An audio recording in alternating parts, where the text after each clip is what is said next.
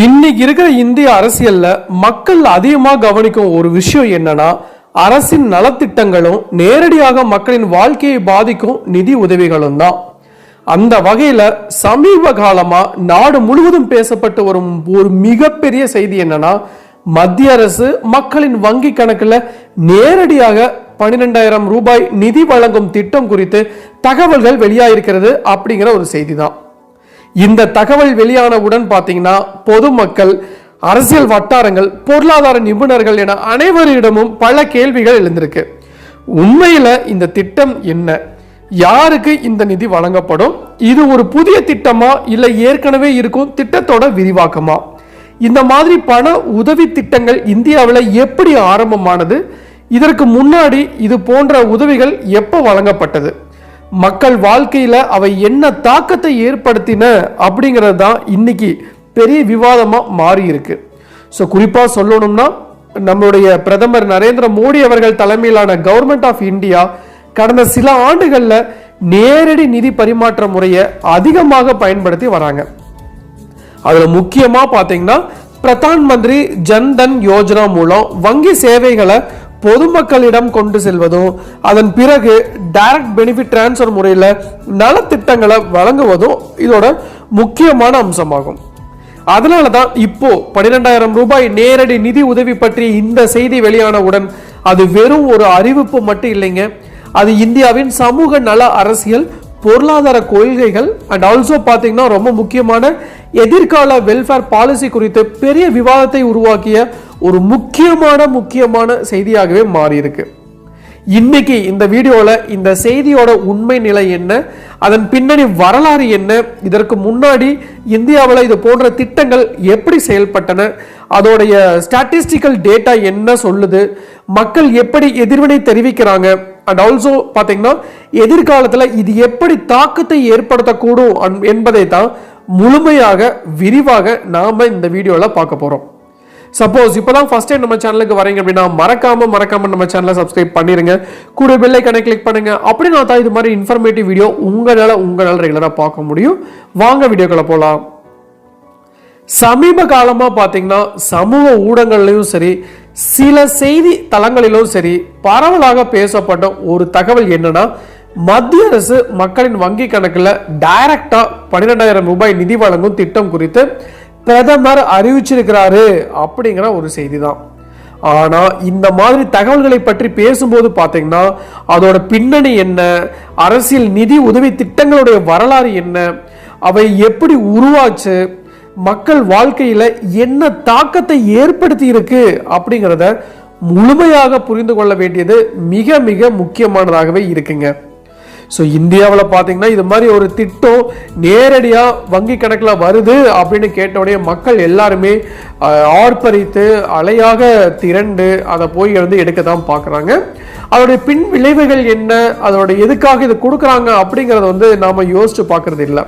So நம்ம யோசிச்சு பார்த்தோம் அப்படின்னா அதோட முக்கியமான அம்சங்கள், அந்த கோரிக்கைகளுடைய இம்பார்ட்டன்ஸ் என்ன அப்படிங்கிறது எல்லாத்துக்குமே புரியும். ஸோ இந்தியாவில் நேரடியாக மக்களின் வங்கி கணக்கில் பணம் செலுத்தும் திட்டங்கள் நிஜமான புதுசு இல்லைங்க. இதுக்கு முன்னாடி பல திட்டங்கள் மத்திய அரசும் சரி, மாநில அரசும் சரி மக்களுடைய வங்கி கணக்கில் கொடுத்துட்டு தான் இருக்காங்க.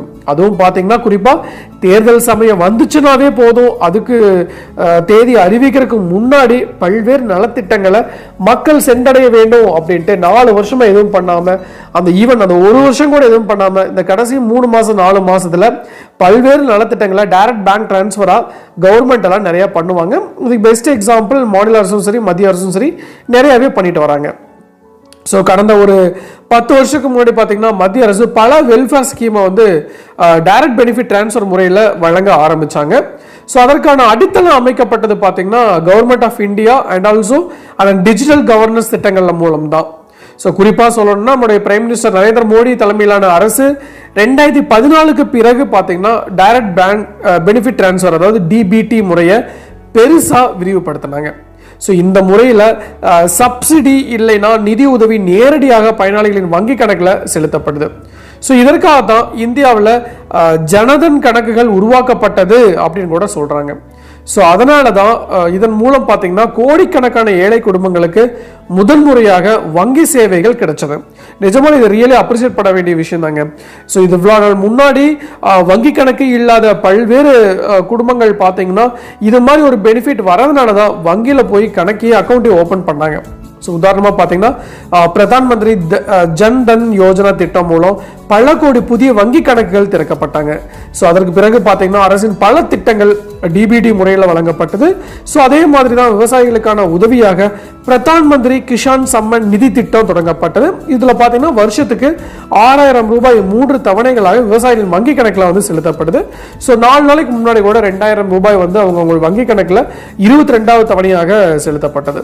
ஸோ இந்த மாதிரி திட்டங்கள் வந்து இந்தியாவில் வெல்ஃபேர் பாலிசி எப்படி மாறி இருக்கு அப்படிங்கறதுக்கான ஒரு முக்கிய கேஸ் ஸ்டடியாக பார்க்கப்படுது அப்படின்னு தான் வந்து சொன்னா அது மிகையாகாதுங்க. ஸோ அண்ட் ஆல்சோ இன்னும் குறிப்பாக சொல்லணும்னா 2020 ஏற்பட்ட COVID-19 பேண்டமிக் காலத்தில் மத்திய அரசு பல எமர்ஜென்சி ரிலீஃப் ஸ்கீம்ஸை வந்து அறிவிச்சாங்க. அந்த நேரத்தில் தான் பெண்கள், விவசாயிகள், ஏழை குடும்பங்கள் போன்ற பல பிரிவினருக்கு நேரடியாக வங்கி கணக்கில் பண உதவி வழங்கப்பட்டது. ஸோ இதுதான் இந்தியாவுடைய சோசியல் வெல்ஃபேர் சிஸ்டம்ல டைரக்ட் கேஷ் டிரான்ஸ்ஃபர் எப்படி முக்கிய கருவியாக மாறி இருக்கு அப்படிங்கிறதுக்கான ஒரு சின்ன எடுத்துக்காட்டா நாம் இங்க உங்களுக்கு முன்னாடி வைக்கிறேங்க. ஸோ இப்போ கூட பார்த்தீங்கன்னா சமூக ஊடகங்களில் பேசப்படும் 12,000 ரூபாய் நிதி பற்றிய செய்தி குறித்து மக்கள் மத்தியில் பல்வேறு எதிர்வினைகள் இருக்குங்க. ஸோ சில பேர் பார்த்தீங்கன்னா இதை வரவேற்கிறாங்க.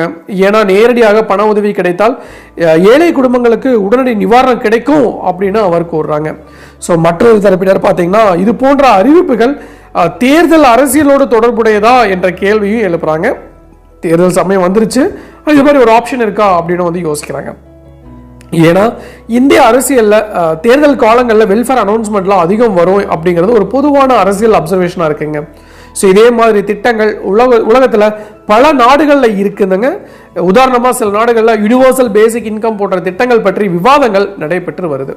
ஸோ இந்தியாவில் வெல்ஃபேர் பாலிசியின் முக்கிய நோக்கம் சமூக சமத்துவத்தை அதிகரிப்பதும் ஏழை மற்றும் நடுத்தர மக்களின் வாழ்க்கை தரத்தை மேம்படுத்துவதும் தான் ஆகும். ஸோ அதனால தான் டிபிடி போன்ற முறைகள் வந்து அரசால அதிகமாக பயன்படுத்தப்படுது. ஏன்னா இது கரப்ஷன் குறைக்க உதவும் ஒரு திட்டம்னாவே வந்து சொல்லுவாங்க. அண்ட் ஆல்சோ பார்த்தீங்கன்னா மணி லீக்கேஜஸ் குறைவாக இருக்கும் என்று பலர் பாலிசி ஸ்டடிஸ் கூறுறாங்க. ஸோ அதே சமயம் இந்த மாதிரி திட்டங்கள் நாட்டுடைய பொருளாதாரத்தில் என்ன தாக்கத்தை ஏற்படுத்தும், அரசோட நிதி சுமை எவ்வளவு அதிகரிக்கும், உண்மையில் யார் பயனாளிகள் அப்படிங்கிறத பொருளாதார நிபுணர்கள் தொடர்ந்து ஆராய்ந்து வராங்க. ஸோ இந்தியாவில் வெல்ஃபேர் ஸ்கீம் பற்றி பேசும்போது பார்த்தீங்கன்னா அரசியல், பொருளாதாரம், சமூக சமநிலை ஆகிய மூன்றும் ஒன்றோடு ஒன்று இணைந்திருக்கும் ஒரு கருவியாகவே இருக்கு. ஸோ அதனால தான் ஒரு கேஷ் டிரான்ஸ்ஃபர் அனௌன்ஸ்மெண்ட் வந்தால் அது வெறும் நிதி உதவி செய்தியாக மட்டும் இல்லாமல் பெரிய பாலிசி டிஸ்கஷனாக மாறிவிடுது. ஸோ மக்களின் எதிர்பார்ப்பு, அரசின் நிதித்திறன், தேர்தல் அரசியல், சமூக நலன் ஆகியவை அனைத்துமே இந்த விவாதத்தில் இடம்பெறுதுங்க. ஸோ அதனால தான் 12,000 ரூபாய் நிதி வழங்கும் திட்டம் பற்றிய தகவல் உண்மையில் எப்படி அமல்படுத்தப்படும், யார் அதற்கான பயனாளிகள், அது எந்த ஸ்கீமு கீழே வரும், அது நிரந்தர திட்டமா இல்லை ஒரு முறை வழங்கப்படும் உதவியா அப்படிங்கிறதுலாம் அதிகாரப்பூர்வ அறிவிப்புகள் மூலம் தான் தெளிவாக தெரியும். ஸோ ஆனால் இந்த செய்தி தற்போது மக்கள் மத்தியில் welfare politics, direct cash transfer policy மற்றும் இந்தியாவின் சமூக நலத்திட்டங்களில் எதிர்காலம் குறித்து பெரிய விவாதத்தை உருவாக்கி இருப்பது மட்டும் உறுதியாக வந்து நான் சொல்லிக்க விரும்புகிறேங்க. ஸோ இறுதியாக நான் ஒன்று சொல்லி முடிச்சுக்கிறேன். ஒரு விஷயம் மட்டும் உறுதிங்க, இந்தியாவில் வெல்ஃபேர் பாலிடிக்ஸ் அண்ட் ஆல்சோ நேரடி நிதி உதவி திட்டங்கள் இனி வரும் காலத்தில் அரசியல், பொருளாதாரம் மற்றும் மக்கள் வாழ்க்கையில் மிகப்பெரிய தாக்கத்தை ஏற்படுத்தக்கூடிய முக்கியமான கொள்கையாக தொடர்ந்து இருக்கும் அப்படிங்கிறதுல எந்த ஒரு சந்தேகமும் இல்லை. அந்த மாற்றத்தை நாம் எல்லாம் மிகவும் கவனமாக புரிந்து கொண்டு தான் பார்க்க வேண்டும் அப்படின்னு நான் இந்த நேரத்தில் உங்கள் எல்லாத்துக்கும் தெரிவிச்சுக்கிறேன். ஸோ இதுதான் நான் இன்னைக்கு உங்களுக்கு சொல்ல வர வேண்டிய விஷயம். டெஃபினட்டாக யூஸ்ஃபுல்லாக இருக்குன்னு நினைக்கிறேன். ஸோ மீண்டும் இன்னொரு நாள் இது மாதிரி சுவாரஸ்யமான இன்ஃபர்மேட்டிவ் வீடியோவுடன் உங்களை சந்திக்கும் வரை உங்களிடமிருந்து விடைபெறுவது உங்கள் மஞ்சள் மாநகர மைந்தன் சிவா.